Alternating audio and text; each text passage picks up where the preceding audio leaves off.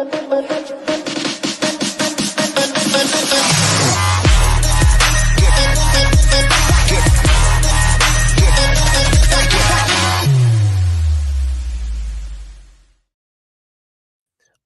to the Reverse Scoop podcast with Adam and Nabil. What's going on, Nabil? What's good, Adam? What's up, fellas? How's everybody doing? We're back. I'm fabulous. I'm fabulous. Good, man.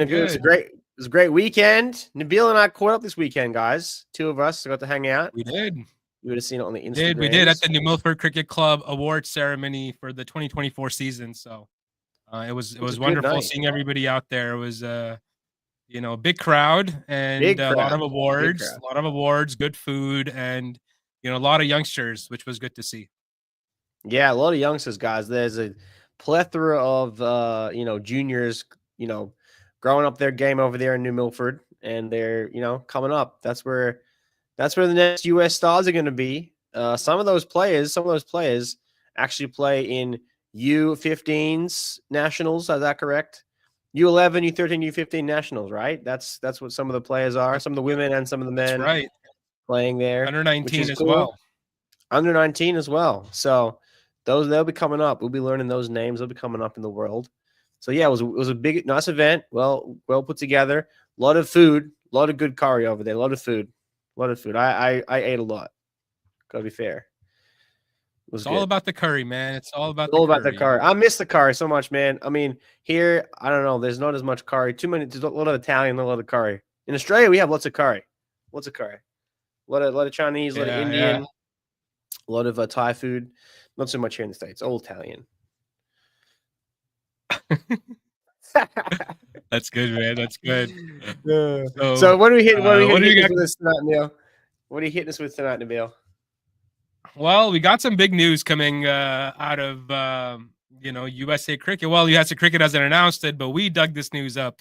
So I was like, we got to bring this up. Yeah, we dug this news up because we saw this morning that PCB's chief, CEO Mohsin Naqvi was here visiting in Washington, and they met up with the USA Cricket CEO Atkinson, I believe, right? And they've proposed a Tri-Nation series. Canada, USA, and Pakistan. And not only that, they've proposed that they want to help with player development, coaching development, and a couple other things, obviously, with bilateral series plans with the men's and women's. So we're here to obviously discuss with the impact of partnerships like this and the reasons why our cricket needs more of these types of partnerships. And it's big news because nobody's really talking about it. It really just came out this morning. A few articles that were written on this, and not much coverage. So we were like, tonight we can give some light to this particular discussion. That happened between the two countries' CEOs, and what came out of it. So let's talk about this, Adam. So. First off, this Tri-Nation series, man, what do you think, is, the impact of this kind of a partnership, to be able to have consistent growth into the market and really, leverage international level teams and stars to, grow the market base here? Yeah, no, it's fantastic. Since you went over Pakistan during the World Cup, obviously everyone started talking about cricket here. It's having those international teams playing here is going to create the hype around it.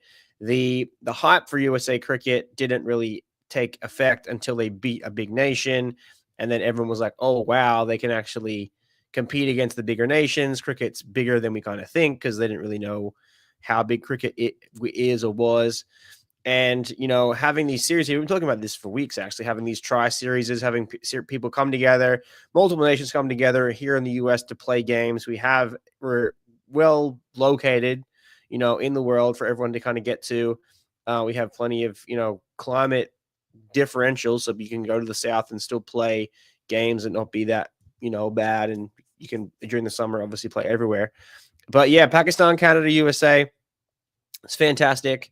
This is all like, prepping for World Cup 2028.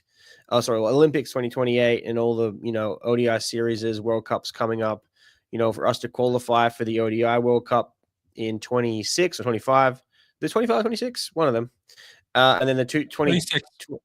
26, and then the T20 World Cup also will be before the Actually, Olympics. the T20 is in 26, and the 50 overs 27, I believe.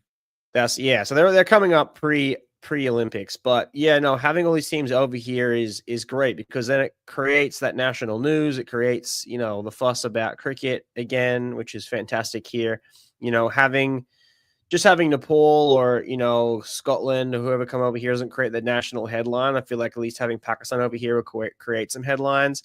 And obviously you're going to get big tuning into the sport. Obviously Pakistan is well represented here in the States, yourself included. There's a lot of viewers here that would want to tune into that game, both here and overseas. So, it's good. Well, nothing but good. And then obviously having them help with development, also good.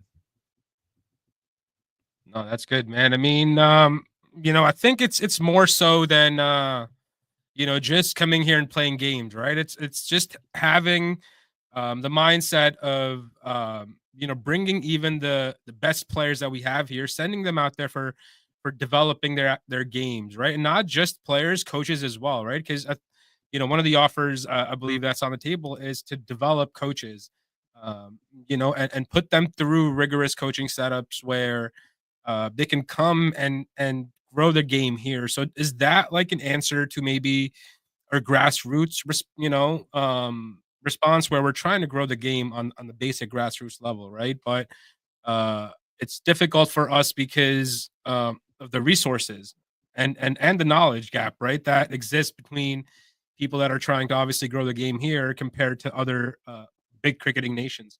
So does this help, maybe clear that potential knowledge gap and create more local coaches to be able to grow the game on the grassroots? And if you have support, from teams and countries like Pakistan to come in, help develop that system and be invested in it as well.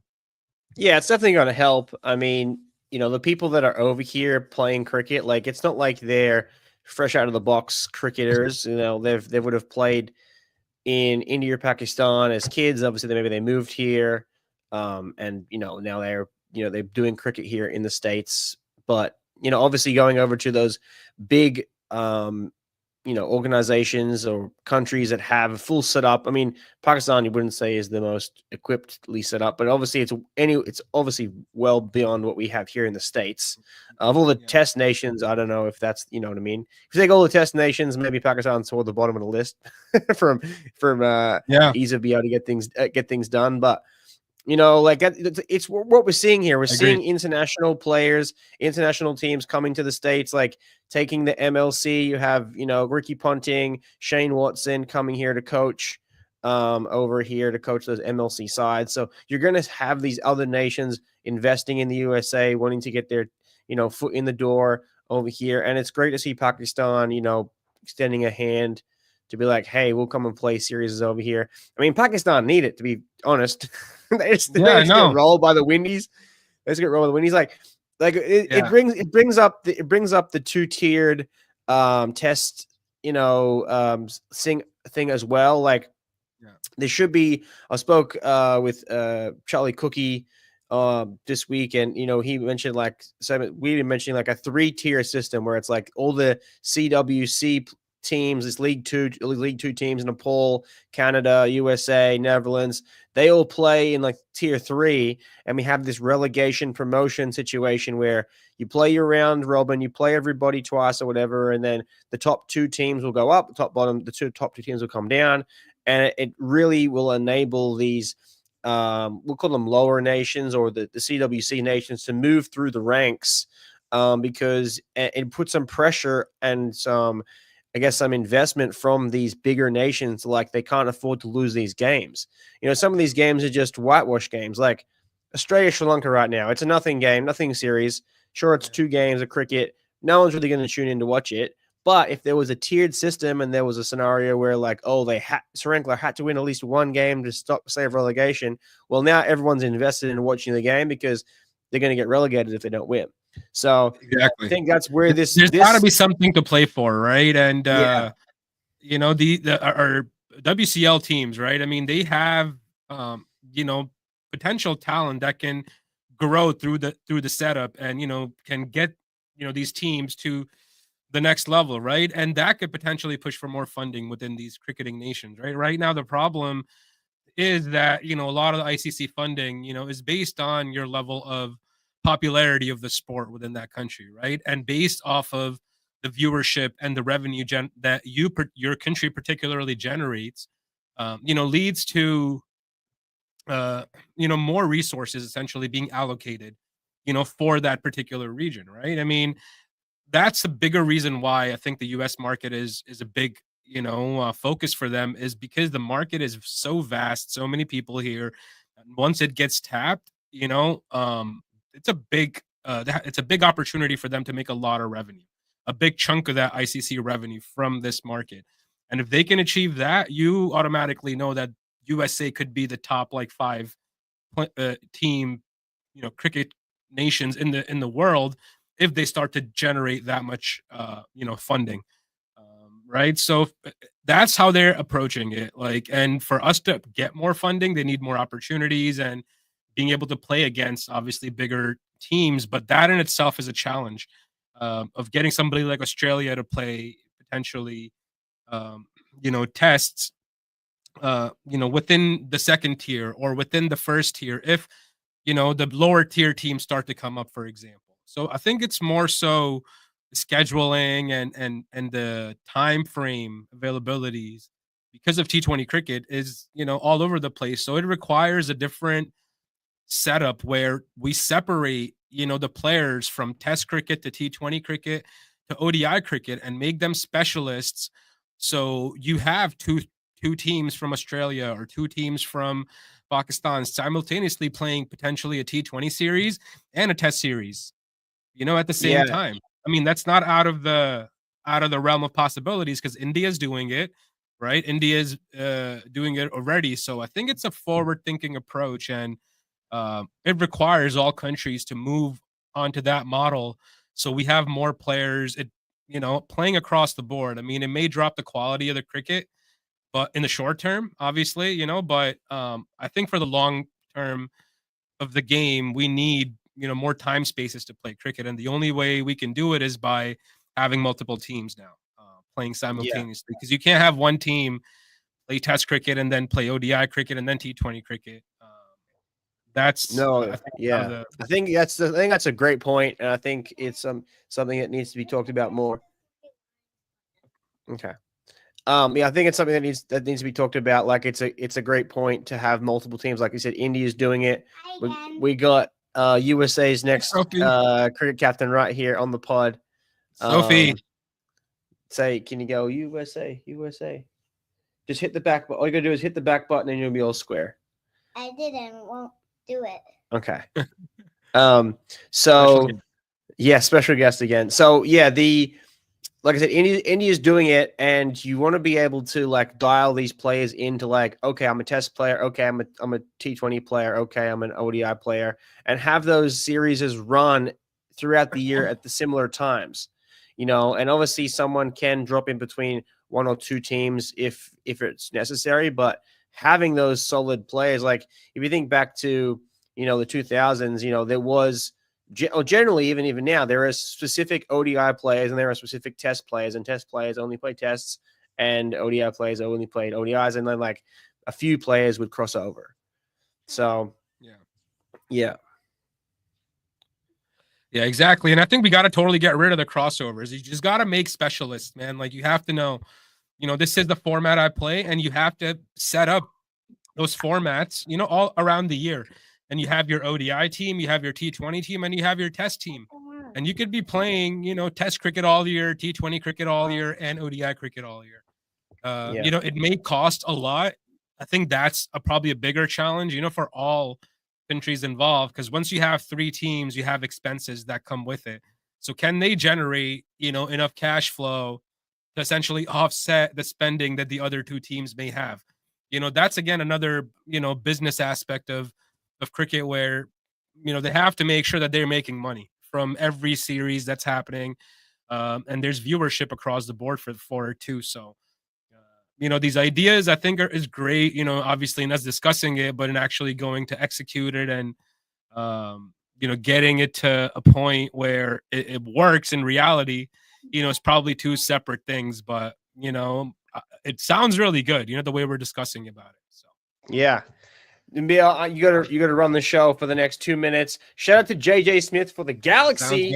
Dropping the Galaxy over there. I don't even know what that means. I've got some Galaxy over there. Pod, you hang with Nabil. He's going to roll you for the next 2 minutes. Let's go. Sounds good. So, you see on the screen right here, could hosting a Tri-Nation series between Pakistan, Canada, and USA make cricket a mainstream sport in America? And how do you see it impacting the local fan base? So let us know into the comments. What do you guys think? Of this particular partnership and how it could impact the fan base. There's a lot of South Asian people here. There's a lot of Pakistani people here in Canada and in the USA as well, which I think could increase, their interest in USA cricket. Because right now, I think, a lot of maybe the Pakistani, fans that are living here, they may not be following USA cricket, as, much as they could, because there may not be interest there. But if you bring teams like Pakistan, you get them involved in the USA cricket setup, I think it's a good opportunity for us to grow, this entire local fan base. And we can apply this strategy, with other countries, have a setup like this with India, where India comes in and does a Tri-Nation series. And then England can come and do a Tri-Nation series, Australia, New Zealand. So we need support like this from all across the board. And the initiative itself from PCB, I think it's a good one. And I think it should open more doors for USA cricket to approach, other nations and say, hey, we could do this with you as well. We could invite England out. We could invite, South Africa out. We can invite New Zealand out, India, Sri Lanka. So, I think we have the power to be able to do that. It's just, how we approach it and how we go about it and how our management, thinks of these ideas to actually apply it is another thing. So, but I think it's something that is going to be really good. If it pans out, it's going to give us a model to, do this with other nations, which is the real secret here, because it's about testing the waters. And I think this opportunity here of being able to test how it goes, how the development system goes, how we can, have this Tri-Nation series pan out and build the local fan base. I think it's only going to be huge for USA cricket. And I think we got to go piece by piece like this because, USA is made up of all types of people from around the world. Everybody's migrated here. So I think everybody's interest needs to be a little bit involved with USA cricket. And this is one way to do this. I feel if Australia comes here to play USA and Canada, this year, there'll be a lot of Australians that would watch that series that live here that probably never watched USA cricket before. Right. So I think that's more so the idea. What do you think, Adam? Yeah, I mean, I'm happy for everyone coming here. I think we've been talking about this for a while. Yeah. With the MLC expanding the new stadiums, we've got plenty of opportunities to build grounds here, people to come over, people to travel over here. I think those big nations, like we mentioned, they don't get the opportunity to come to America because they're playing everywhere else but America. So I think it's a good, pull for those players to be able to want to come and visit the country. Not only play but have a little touristy time. Also, it's good. It's good for them to get out here. So. Yeah, I'm thinking more things like this where we're doing more Tri-Nation stuff. I think Tri-Nation stuff should happen everywhere. I think everyone should do Tri-Nation stuff. If you're going to go to New Zealand and have a couple teams go there. You're going to go to South Africa, have a couple teams go there. If you're going to go here, have a couple teams go there. So and it's also another neutral ground. Like some of these games get played in the United Arab Emirates or Dubai or whatever as neutral ground. Well, USA can be a new neutral ground. If Pakistan or Afghanistan can't play at home, well, they can play over here, That's exactly what the idea, man. That's exactly what it should be, because we got to provide a platform for the world to come in and, showcase their talents here to the US market, right? Because again, this could be their biggest revenue generator if ICC plans everything accordingly, as we're talking about, right? And if they invite people on consistently and continue to build this market piece by piece, doing these types of Tri-Nation, then you get the entire North America involved. And I think, you take Cricket Canada with you along this journey because, we're both in North America, right? And this entire market is kind of in one spot essentially. So you keep Canada with you, you keep your bilateral and tri-series engagement with them, and you continue to add one team, each tournament or each Tri-Nation series. And this is an older model that they used to do back in the 90s, where we would have a lot of Tri-Nation series, but it kind of got thrown out the window, over the years due to whatever reasons. But I think it's just a good way, especially here in US, to get more exposure to more teams, and get them involved essentially through the USA cricket setup. Because I think the more people get invested into this market, the more money this market can generate for ICC and all the shareholders. That's only going to speak to the success of USA cricket in the future, because more money is going to be thrown into the system, into the grassroots, and into the actual facilities. So that's the entire growth plan, I think, and I hope it pans out for USA cricket. So Yeah, we're it gonna should be go on. fantastic. Yeah. Yeah. We're gonna go on to the next question that I had up for the fans here, and for you too, Adam. Like, what a Tri-Nation series or regular bilateral matches, encourage more Americans to attend cricket games or watch them on TV.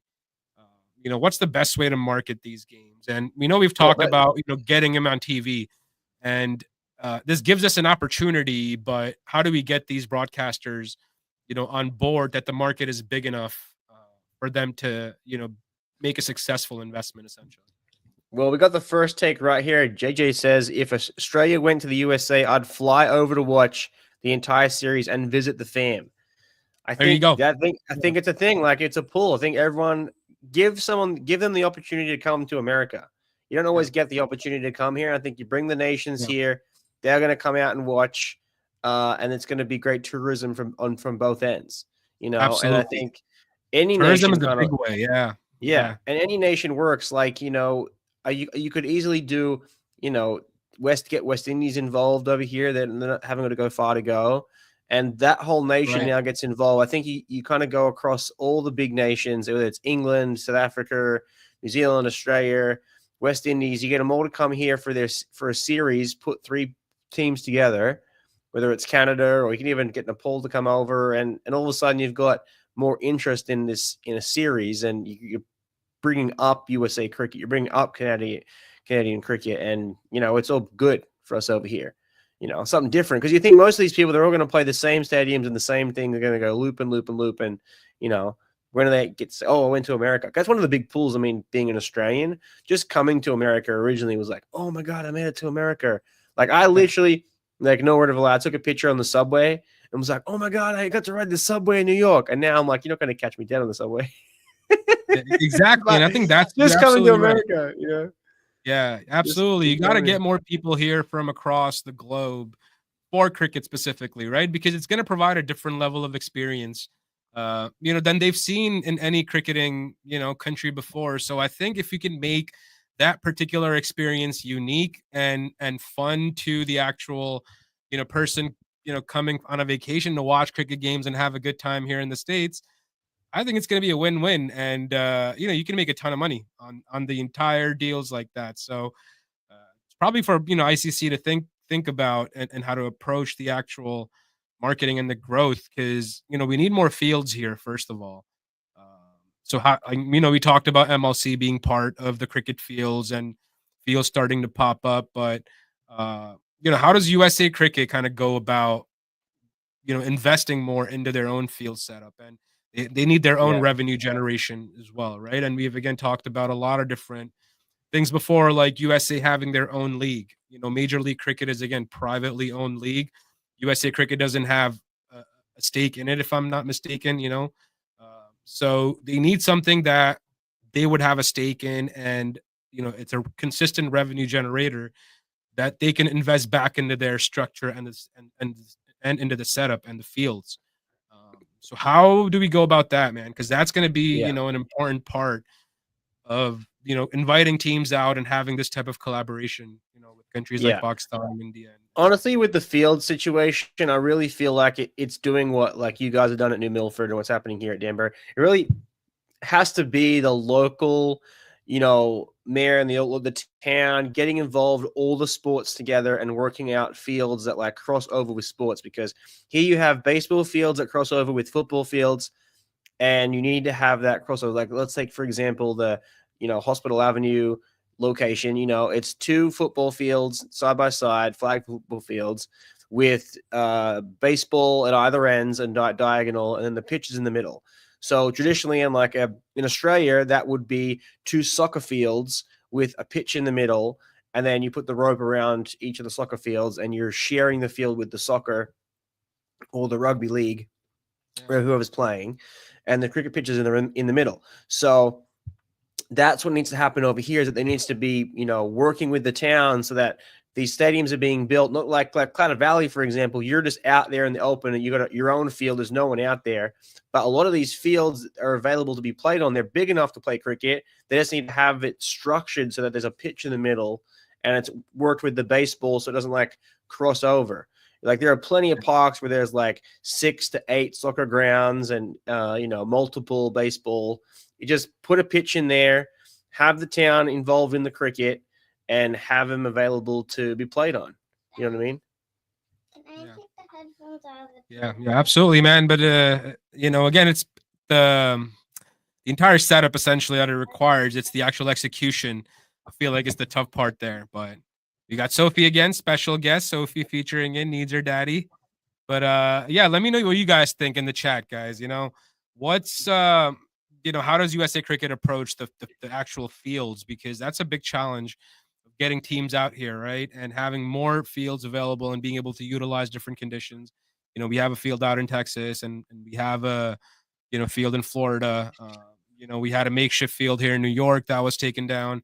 But again, we need a field here in the Northeast and a facility. So how do we approach that growth? Let me know in the comments what you guys think, there. And, I will bring another question up for you guys, right here into the chat. If you guys can take a look at this question. How important is the role of international stars in growing cricket's popularity in non-traditional markets like the USA? Again, we've talked about the different types of people that live here in the US, right? It's all people immigrated from all different parts of the world. So I think targeting, Tri-Nation series is with one country at a time, and Pakistan, kind of, reached out to USA Cricket and proposed this Tri-Nation series and proposed to help develop USA Cricket coaches and player development, which is a big step, towards our growth, because I think these partnerships again could lead us, to skills improvement in our players. I think that's the biggest thing that we need to close the gap and continue to compete at a top level. Because I feel like talent is here. We just need to get them playing more with top level cricketers from around the world, and they will increase the level of their skills. Rather it be on a domestic level or on these internationals, tri-series, setups. So Adam, I have a question up here, man. How important is the role of international stars in growing cricket's popularity in non-traditional markets like the USA? It's huge. I feel like that's the biggest thing, is like growing on social, having those stars, grow cricket here. Like thinking about like this is the most interesting thing happening in America like now. Like Alona Mar is one of the biggest sports stars right now, and she has grown rugby to the point where rugby is bigger than cricket in America. Like single-handedly, she has taken a whole group of people to invest in her, and she's invested in rugby. So now they're invested in rugby, and now U.S. fans are learning rugby, which isn't a national, American sport, and they're getting invested in learning about rugby. Not because, obviously the USA team did well at the Olympics, but we don't even have like really the rugby set up here, like a rugby championship inside of the States. Yeah. It's simply one athlete plays that one sport, they like them as an athlete, and then they follow what sport they're playing. So having those stars coming over here, making an impact over here, gets people involved in the athlete, which gets people involved in their sport. And that's all just through like storytelling and being personable and marketing correctly and all those kind of things. So, yes, it is super important that we have both USA stars, international stars out here, to get people more involved with cricket. Because obviously cricket's the second biggest sport in the world, but to Americans and to the USA, it's like, what do you mean cricket? What do you mean that one with the stick and the 5 days? And so Absolutely, man. but it's like, and Cricket USA has been doing a great job promoting the women's game. The under 19s. We'll probably switch over to this. Like they've been over in Malaysia. They've been posting a lot on social. They've been growing a lot on social. They've been really getting their personality of the players out there, getting them. I love the content they're putting out, man. Yeah, a lot of public exposure. And they went out on the world stage and they have been performing, in bits and pieces. They had a big win against Ireland, got the washout against Pakistan, lost to England, and then, Ritu Singh took FIFA, against New Zealand. And basically we had the game wrapped. And for the Americans that don't understand what happened, I kind of have to make a video on this. I was trying to figure out how to explain what happened to Team USA. But basically, the best way to describe it is imagine if Tiger Woods is at Augusta and he's up by 4 strokes. So all he has to do is go like bogey, bogey, bogey into the last hole. He would still win. And we somehow went like double, double, triple and lost. Like, we had that game wrapped up. Like we bowled New Zealand out for 79 runs. We were 5 for 66 and lose 5 for 6. Was it 6 for 16, 13 or something like that? It's one of those things where it's such a bizarre thing for me. Like coming from Australia and how I was coached to play cricket and the way that we play cricket in those days, having Don Bradman as inspiration, listening to him talk, like he was a big one for saying, don't hit the ball in the air. If you hit the ball in the air, you're going to get out. My grandma was always like, don't hit the ball in the air, you're going to get out. I'd get in trouble if I hit the ball in the air. 6 and out, backyard cricket. So you'd never hit the ball for 6 because you wouldn't have kept batting. You know what I mean? If you're chasing 79 runs, the first thing I would say as the coach is like, girls, do not hit the ball in the air. Keep the ball on the deck. Only hit the bad ball. Don't throw your wicket away. You have all day. We don't need to worry about net run rate. We don't going to worry. All we have to worry about is the win. The win's more important than anything else. And, there was 3 skied catches. There was 3 bowls swinging through the leg side. There was 2 run outs. It was like everything that could have gone wrong went wrong. And it was like we were only chasing – we only had 80 to win. Like that was less – that's less than a run of ball. It's 4 runs and over. And you know what I mean? It's not that difficult. And then that's why cricket is so unpredictable, man. I know. Yeah. And hopefully they learn a lesson. Hopefully there was like a lesson learned there because you could see their faces from when they left the field after bowling. They were so hyped. And when they came out to shake hands, you could see they were devastated. And you could just see their faces like their energy was down. You're like, so you hope they learn that. Like that kind of like sits with them. And they learn from that and they grow as humans and they get better in cricket because of that. But that's one of the big things that I've seen across the one criticism about USA cricket is that there's been tight situations and there's been no need to go for it. If you're less than a run of ball, you're on a run of ball. This goes for everybody. You don't have to hit the ball in the air. Hit the ball on the ground. Keep it safe. Because that's more important than the potential out. Because you lose it becomes a dot ball and your informed batter is out. So exactly, man. It's real essentially playing according to the team's needs, right? And you have to understand as a professional player that this is what the team requires. If it requires for you to go out there and bat at a strike rate of 200, you go do that. But if you're going out there to chase a score of 80 runs, you make sure that you consolidate and you score at a pace where you can get the job done. You don't have to go all gung-ho and go crazy, but and sometimes we've seen in cricket low scoring matches go into these types of thrillers because one way or the other, I feel like the entire team's mindset after a good bowling performance in the first innings, has an impact on them as a team. They may start to take it a little bit easy. Oh, we got the team out for 79.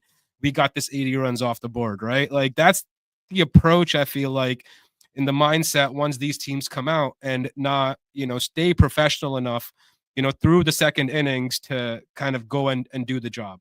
And, we've seen this with international level teams, not just like this under 19 USA women's team, but I'm talking, international, Pakistan, US, India, England. You see it with all of them. Um, where they kind of could crumble. All you need is 10 balls to get 10 wickets, right?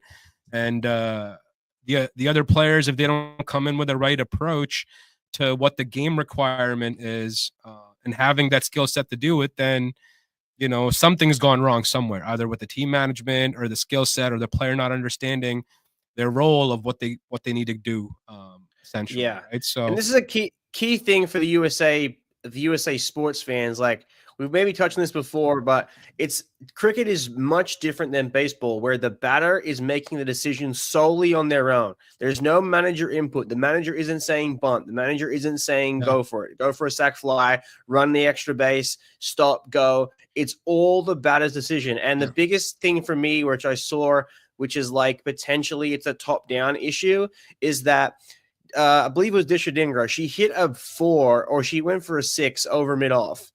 And then very next ball, they put a fielder deep on the boundary. And she went for the same shot again, and it didn't go all the way and got caught. And that is clear, like, you're not able to, like, understand the mindset of, like, if you hit a good shot and it's in your zone and someone they put a fielder there, don't hit the ball there. You play your shot different. They did something to you, and you can take it on, but you risk getting caught out in the deep. So like that's the thing there. Right. And then like running on an error, like the 2 runouts happened on errors. There was a misfield. The ball went in a weird direction. The players ran awkwardly because of the misfield. Like that's another rule. Like don't run on a misfield. If you don't need the quick single, don't run on the misfield. We needed like. It was something silly, like we only needed 17 or 30 balls or something. You didn't need the quick single.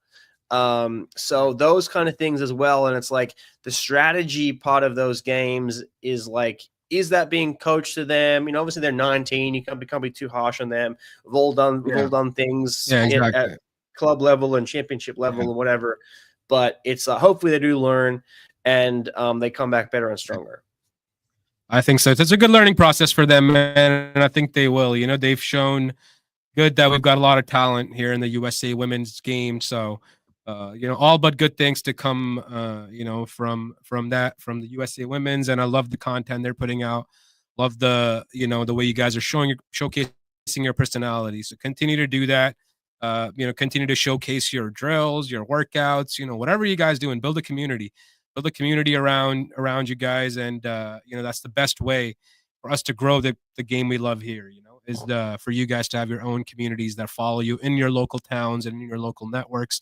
So the more those local communities get to know you as a person, it's really what's going to drive your success in the future as well. So I think it's a good way for them to learn content and put themselves out there. So, really good job to the USA women's team, on a job well done in the Under-19 World Cup. And now let's move on to the USA men's World Cricket League Division 2 matches that are coming up, Adam. First things first, the matches start, I believe, in 10 days or less, and we haven't heard any news about any, players coming together or any types of because no one cares. Let's be honest. It's because no one cares. It's a situation where it's like it's a country of sports fans that there's no media attention, there's no buy-in. Like, imagine if the NFL was like, imagine if they hadn't released, the roster for the next game. Like, it's a situation where the media isn't coming after them for the team lists. They probably exist at a administrative level. Oman and Namibia, they know what's going on. And teams are flying around the place, but like the USA media isn't knocking on the door asking for questions about what's going on. So we haven't got a press release. And I'm sure we're not going to get anything until like 3 days beforehand, where it's like, oh, okay, yeah, we're set to go for this, this, and this. And it's like, okay, here we go. We're going. So that's what I think is going to happen. And it's just one of those situations where I think you're being too kind, giving them 3 days setup. I think what it's going to be is when the players actually board the plane, that's when we see it. And I'm telling you this. You from wouldn't say they wouldn't be there. historical- Are you saying they wouldn't be there 3 days in advance? You have to be there 3 days in advance. I mean, surely. they may be, but the news will come out whenever the players get on the plane. Now that can be 2 days in time or 3 days ahead in time, but I feel like that's exactly when, so maybe if the players get out there on the 5th of February, that's when they announce the news. Hey, the squad's on the plane to Oman to play their World Cricket League Division 2 matches, and this is the team. But I'm sure there's a reality where they're not all flying together unless they all fly back to the US and then they all fly over, because they're all scattered all over the place, still playing different leagues and whatnot. So yeah, absolutely. Some players are like, overseas and doing camps and such. And so they're all flying from different places, I feel like, and they have to know, who's in the squad and whatnot. And, we haven't, again, heard any sort of announcements or anything come out, but what are you seeing as that first, match lineup? Or it's actually the 49th match of the World Cricket League Division 2 against Namibia on February 8th. So what are you seeing the lineup for that first match? If there was to be an 11, obviously you'd probably have, McLamala up there opening. I like Patel a little bit further down the order, maybe in at 4. I don't know if we're gonna have a full squad, like as in like we have full guns blazing, like Netravolkar, Harmeet Singh, because like we have to consider you could go Aaron Jones, Harmeet Singh, Netravolkar all in the side. Corey Anderson could be in the side, but there's also reality where those players aren't in the side, and we go with the regular lineup. We have like the Patel and the Smith Patel and Kumar, and you have Monank Patel. And you have Van Kalsake. Maybe Taylor. Do you see Taylor coming back into the squad? That's what I'm saying he could. I mean, he could. I'm saying it depends on like we have these stars, like the stars essentially that played the World Cup. There's a reality where they don't play for Team USA in these ODIs. That back to this whole like one nation, 2 teams scenario. There's a reality where like Netravolkar doesn't play, because like if Netravolkar play, if Harmeet Singh and Netravolkar play in these games, like we dominate. Like they are world class bowlers. Like they have been picked up for any IPL team, any team. They're world class bowlers. And I was not to say everyone else isn't, but like that's like they're in the mix in their respective fields. Like. So are they going to play? Even Kenjige. I like Kenjige. Kenjige is really solid. Yeah, well. he bowls well. He also bowls well. So and like I said, Van Kalsake, he did a great job. In the previous matches against Netherlands and Nepal and stuff like that. So there's plenty of guys there. It's like it could be anyone could be playing really. And I know probably things will be different post this whole like dropping of lore. The coach changing, because really the coach was dropped, and then I think we only had like 2 games after to play against Scotland that was kind of like wrapped up that series, and we haven't seen them since. So that's it. We could see a totally new squad. We could see a full list. We could see a full squad. The one thing that I would say, it's probably unlikely that we have the big stars playing because of the fact that we're already top of the table in the CWC. So it's not like we need the win. We probably most likely win with just, the guys that have been playing without the stars per se. Because I don't think we can take Namibia and Oman easy, man. Those are really solid teams. No, I'm not saying we're taking them easy, but I'm saying like it's not like it's a need to win. It's like let's say, I'm going to say they're probably going to go 3-1 in this series. They'll go, it's 4 games. So they'll win 3, lose 1. I think that's probably like a fair estimation of like how they're going to perform. I don't show which game they win, which game they lose, but they should at least win 3, but also consider they had the whole series against Nepal and lost. I believe they lost all 3 to Nepal. I believe. I know some of them may have been T20s or some of them may have been ODIs, but these are all ODIs. So, yeah. Yeah, well, I mean, looking at the list, right? I mean, we've got Monang Patel, which mostly, if he plays, is probably going to be the captain. You know, Aaron Jones. We had Shashank Modani, who had gotten some chances in matches. Mukamala, I think, starts, opens the matches. We got Shayan Jahangir. I'm not sure if he makes it or if he's in the, squad. Kenjige, Milan Kumar, Smith Patel, it's done well. Jasdeep Singh as the vice captain. He'll probably be in that squad. Harmeet Singh, Gauss. Gauss is, I think, one of those star players that we were talking about. Yeah. Netravalkar you talked about. You talked about Shadley, Krishnamurti, Srivastava, the young kid, who's also done well. I think he's came through the under-19 setup. Utsav, Srivastava, he's good. And then we've got Paratkar, Yasir Muhammad, and Drysdale. So I think the squad's going to be probably between. They're keeping Drysdale. Drysdale's in the list here, so I'm not sure if he's going to be in the squad, but I think the squad's going to be a makeup of a combination of these players, and some of these get dropped. The players that I just named are 1, 2, 3, 4, 5, 6, 7, 8, 9, 10, 11, 12, 13, 14, 15, 16, 17, 18, 19. Oh, it's a big so I've mentioned 19 names here. Yeah. So out of 19, it's going to be probably 4 or 5 names that we're going to see get dropped out of here. Yeah.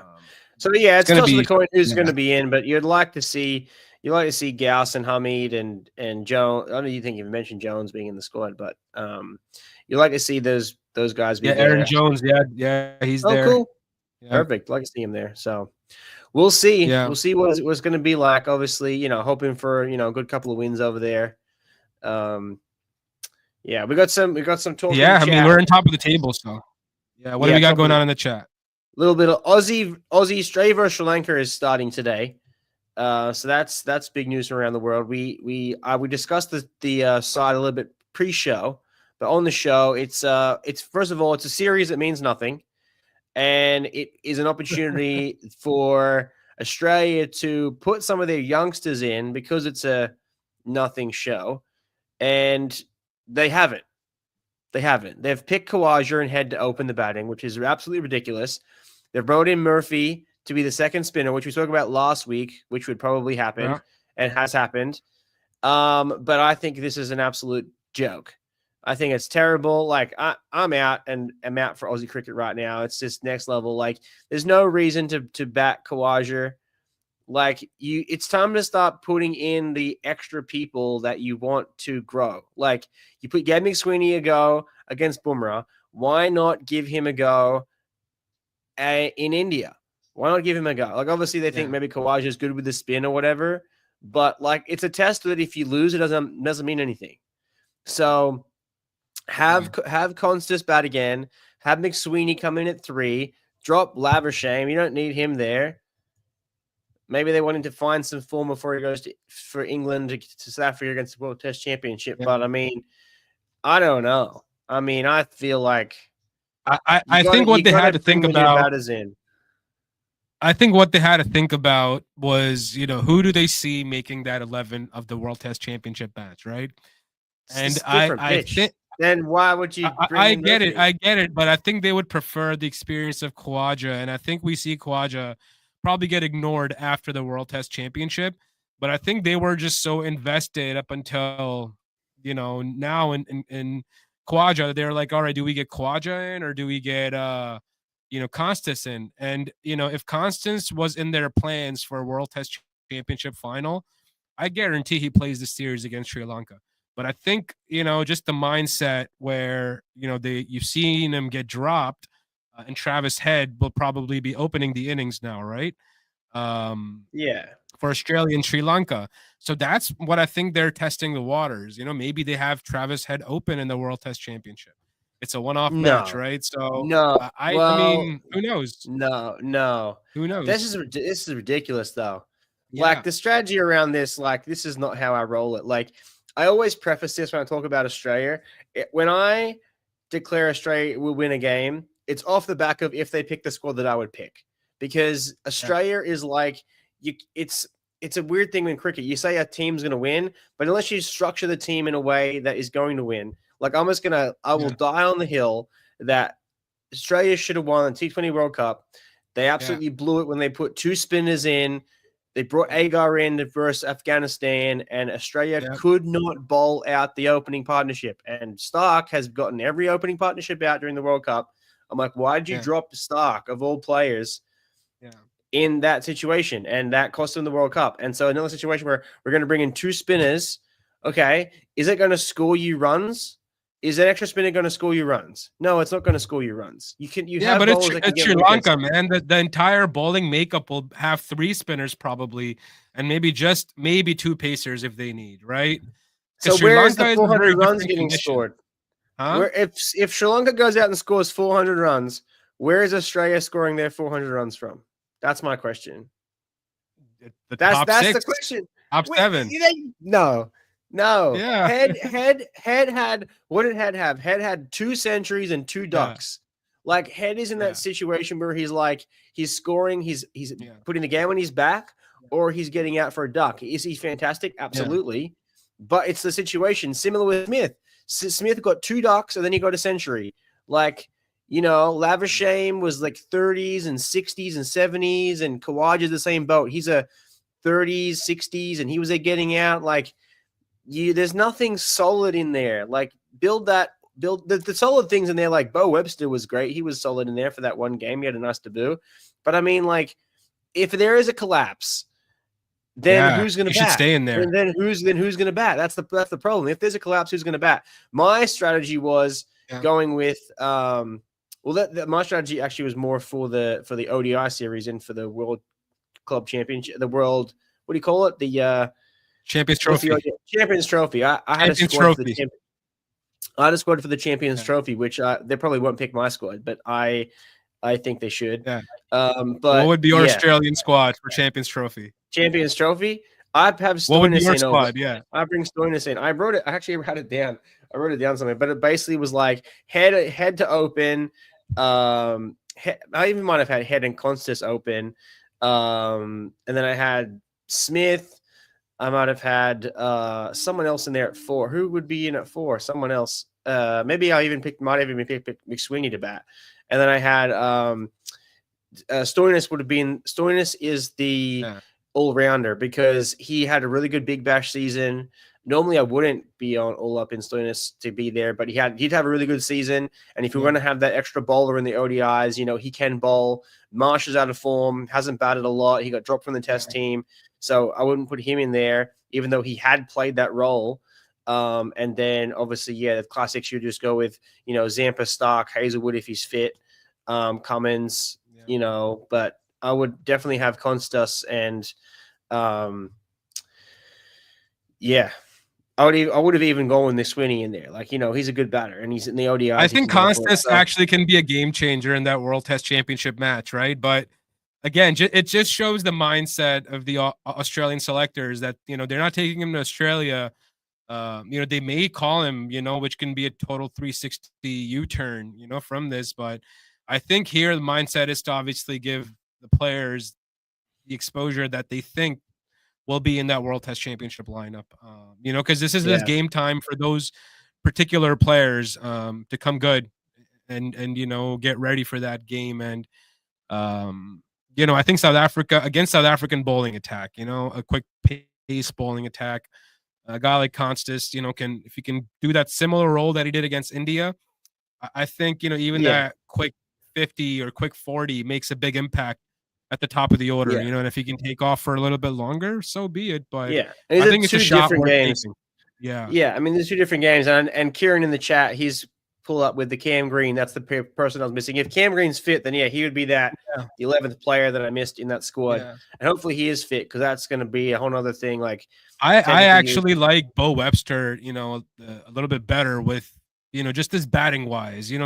Cameron Green is a quicker pace bowler, has more pace and fire from the bowling end, and he can bat really well too. So maybe overall, Green is a better player, but I do Keep them like both. Bo Webster as a batter. Keep them both and drop He Labuschagne. looks very dominant, huh? Keep them both and drop Labuschagne. Yeah, You can no, keep he's Cam Green. dominant, You can man. keep He's so dominant with the bat. Like the guy's so confident and dominant. I feel like he's got to be in that lineup, and he's earned that spot. After his performances in the last couple of Test matches. Yeah. So I think he should stick around and get Cameron Green in there too in the middle order, and get that was Travis at the everything. open. Why not? Yeah, the other thing we were talking about is that Cameron Green hasn't played a lot. That's the only question mark. Is that Yeah. does he have form? I don't know if he's playing domestic He's cricket coming off or a if back he's injury, right? Yeah. So that's Yeah. that's the thing there. So I'm getting, and again, it's like one of those things where this one-off World Test Championship is a completely different game than this Sri Lankan game. It's not even close. Yeah, Like that's true. you said, you have these Yeah. big, tall South African bowlers that are steaming in. Nabrata, Norkie, Jensen. And then you've got Sri Lanka where it's going to be spin, spin, spin. Two different things. So Yep. it's going to be interesting. I think Yeah. there's going to be a situation where this is a 3-day in out, World Test Championship when we get to it. It could be very easy a collapse. I hope not, man. I hope it goes down to the 5 days and we see a good match. I want to see, South Africa with some silverware.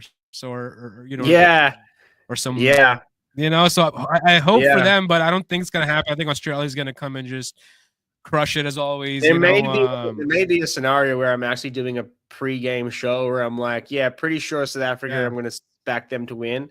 That could be a reality. I could have their history, man. They choke on the most moments where they have the game, So maybe we should just hype them up to win, because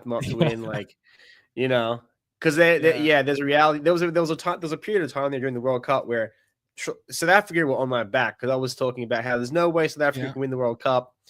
They didn't, and India didn't cheat. They legitimately took that catch. But the choking situation does stick with South Africa. So we'll see. They got a great squad. I'm going to be cheering for Ryan Rickleton. So we also got a test match, right? Yeah, absolutely. I think South Africa does well, but Australia's going to take the World Test Championship, but Australia and Sri Lanka, I believe, is starting today at 11:30 p.m. So in a couple of hours, so we can let's preview this test match because we've got the probable squad out already, right? So I'm gonna the squad should be out. I believe it's I believe Murphy's in for Usman Khawaja, Travis Head, Marnus Labuschagne, Stephen Smith is the captain, which is notable for this match. No Pat Cummins, Josh Inglis, Bo Webster, Alex Carey, Mitchell Stark, Matthew Kuhnman, Nathan Lyon, and number 11 was between Scott Boland or Todd Murphy. So they may go with 3 spinners. So someone in the chat Australia, earlier if they go with 2, then go with Murphy. But that's who it was. Inglis. That's who I was picking. There's no Carey. Carey's not there. No, Carey's there. Oh, so perfect. Khawaja, Head, Labuschagne, Smith, Inglis, Webster, Carey, Mitchell, Stark, Kuhnman, Lyon, and Boland or Murphy. I like it. So the only thing I would have changed is Labuschagne out for Constas, and I would have had Head maybe come in at 3 if that was the case. Because I had Inglis in as a batter, strictly as a batter. Obviously, he's a great keeper. He could take the gloves for Carey. Both good keepers, but Inglis also a good batter in his own right. So solid squad. I think we might get a W there. It's a good squad. Yeah, and Sri Lanka's lineup looks like Dimut Karunaratne, Ushada Fernando, Dinesh Chandimal, Angelo Matthews, Kamindu Mendes, Dhananjaya De Silva, captain, Koshal Mendes, wicketkeeper, Prabhat Jayasuriya, Nishan Paris, Sita Fernando, and the last spot is between Lahiru Kumara or Vishwa Fernando. And some of stats and trivia. Steve Smith is 1 run away from completing 10,000 runs in Test cricket, which is huge. He's going to get it in this Test match. And how do you know? He could get 2 ducks Could get 2 He ducks. could, but I think he scores a run, man. I'll bet you a dollar that he scores a run at Could be least. 2 ducks. Could be 2 He's ducks. your best player of spin. Guys, I feel like, who's putting money on a duck right here? Who's putting money on a duck? I'm not. He's I been, think he scores a run at least. I believe it's like he's had 4 innings inside of 9,900 runs. And he hasn't been able to get that. That's rough. Here's a question for the Aussie fans, right? Question for the Aussie fans right here. How many Australian batters have reached the milestone of 10,000 runs in Test cricket? I know the answer to that. Huh? I know that answer. I have an answer. You know the answer? Listen, I'm not. If this was Who Wants to Be a Millionaire, I would pretty sure I'm going to put the house on this one right here. I want to see if there's anyone in the How many? I'm gonna write my number down. In case I'm gonna write it right down here in big bold letters, right? Okay, we all heard. We can all hear me writing it down. Hands up, just in case anyone does put it in the chat. But I do. We'll give it a few seconds. But yeah, I have that answer. So the question again, we'll announce it for the viewers, right? How many Australian batters have achieved the milestone of 10,000 runs in Test cricket? Before, obviously Steven Smith does it. He's sitting at 9,999 runs. And yeah, I got it for sure. How many other Australian batters have achieved that feat, and who are they as well? Would be good to know. Wait, pull us. Is it Test matches only or just total runs? Test matches, Test cricket. Test got it. Yeah, I got it. Because I believe there's 5 total Australians that have a combined total over 10,000. But my answer is I believe there are 3 Australian test batters that have 10,000 runs. That's my answer. I'm going with 3. You absolutely got it correct, man. 100%. Do you know those 3 players? I do know those 3 players. I might even know they're in the right order. I believe the right order is Ricky Ponting at first with the most, then Alan Border, and then Steve Waugh. That's maybe correct. Steve was above Alan. That is it. Yeah, on point. Because you got it. And Steve Smith would be the 4th. Oh, really? Okay. And then I do believe that Mark Waugh also has a combined total over 10,000 runs if you include his ODIs and Test matches. Yeah. He has maybe up. Yeah. And then this is just Test cricket. Yeah, there's one other. Maybe one of the Chappells I think may have a combined score. Perhaps. Also.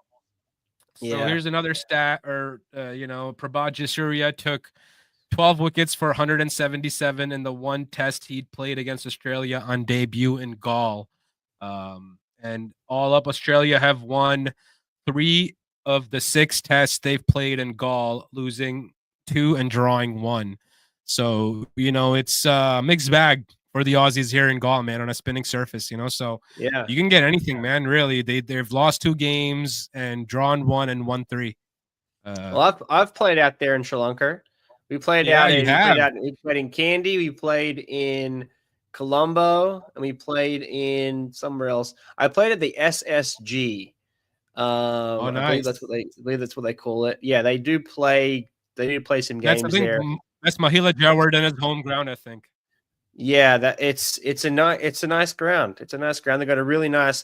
It's like imagine a Lord's style pavilion, very classy, very British, but like that's just one section, and the rest of it is like slum section almost. Like there's like a really like that metal style, aluminium, tin feel about everything, and then some of those grounds. I don't know which ground it was. You played like at a high school. And you look out onto the kind of like dropped away, and it was just for miles. Like the slums were just for miles. And after the game, the kids bum rushed the field and wanted to play with us, and we were, hitting the ball to them, and they were catching it. Oh, so much fun! Yeah, Sri Lanka definitely has I have a soft spot there for Sri Lanka, for sure. That's awesome, man. That's awesome. So I think that's all we had for tonight, and we. Could have discussed the Pakistan and West Indies Test match as well, where Pakistan, shamed under 3 days on a spinning track. But well done to West Indies. I want to give a shout out to the West Indies team and the team that traveled out to Pakistan, for this 2-test series, because they revived this rivalry again, right after 18 years. So it's good to see that camaraderie between players as well, and playing in tough conditions and overcoming that challenge was pretty great. So the congratulations to the Windies, on a job well done and on a good fun tour of Pakistan.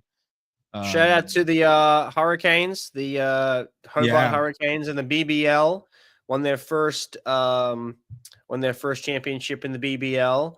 Absolute incredible game. I mean, Thunder posted 180 odd, and then Hobart came out and one man. How do you say his last name? Is it Oman? Omen? What do you say? Went out and scored 108. Mitchell Owen. Owen, that's what it is. Owen scored 108 of 42 balls, 139 balls, like 11 sixes. They won the game in 14.1 overs or something, like absolutely ridiculous. Chasing 182, Yeah. They were pulling out numbers like Milford were. They were hitting some big runs. If they imagine they had batted first, they could have got 250. Yeah, easily. Yeah, easily, man, easily. It was a very good game. That was good. We got a question here in the chat. Who do you think Pakistan will pick for Champions Trophy? I'm not entirely sure. I think they still haven't announced the squad, if I'm not mistaken, for the Champions Trophy. But I'll look it up quickly here for you if Pakistan has announced the squad. But I think I see Fakhar Zaman coming back into the lineup. Yeah, I see Fakhar Zaman. I see. Bring it back to the old days. Bring back Shah Bakhtar. Bring back Shah Bakhtar. Yeah, bring back Shoaib Akhtar. But I think for Pakistan, it's probably Fakhar Zaman and Sam Ayub if he's fit. He had that broken ankle. If Sam Ayub is not there, then probably Abdullah Shafiq or Imam Ul-Haq, will take that opening slot. Then we got Babar Azam at 3. Rizwan will probably bat at 4.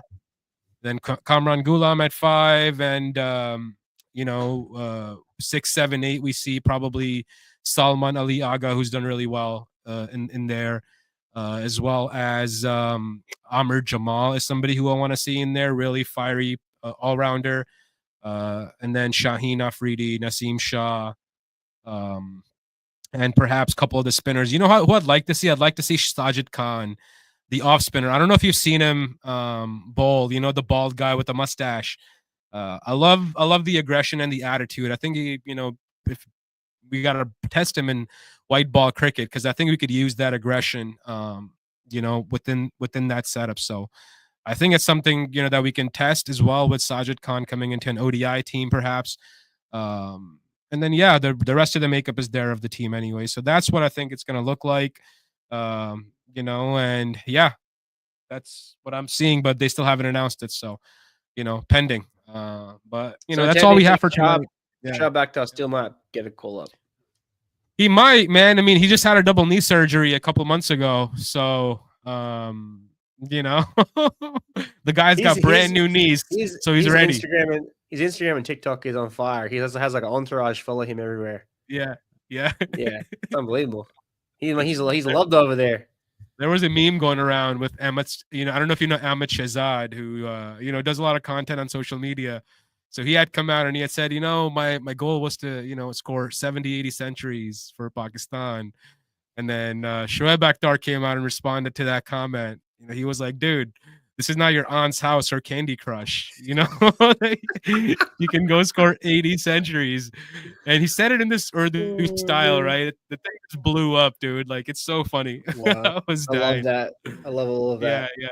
I love the banter, because everybody's so invested in Pakistan cricket, especially like the past players, that have been involved. And they want to see changes in the setup and in the system, and they got their own visions. So, it's so different, but funny to see it on social media. But I think that's all we have for tonight. Another great night of the pod.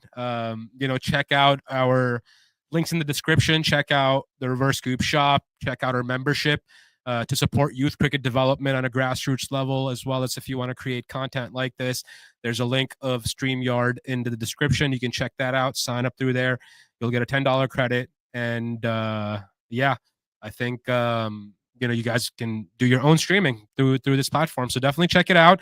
And we got Juma Babar joining us. He's a buddy of mine from Karachi, Kashmir Fighter Cricket Club in Karachi. He's saying, hello, Nabil Bhai. Hey, bro. I'm like, hey, Juma. He's a opening batter. Bats a lot like Rohit Sharma, So shout out to Juma Babar. Juma, thank you for tuning in, man. Missing you guys out here in the States. Cold. You guys are playing 4 matches a day. So a bit jealous, but good luck with everything you guys are doing out there. And make sure to check out those links. And until next time, I think, Nabil Khan and Adam Bannon from the Reverse Scoop calling it a night. You guys have a good night. Thank you.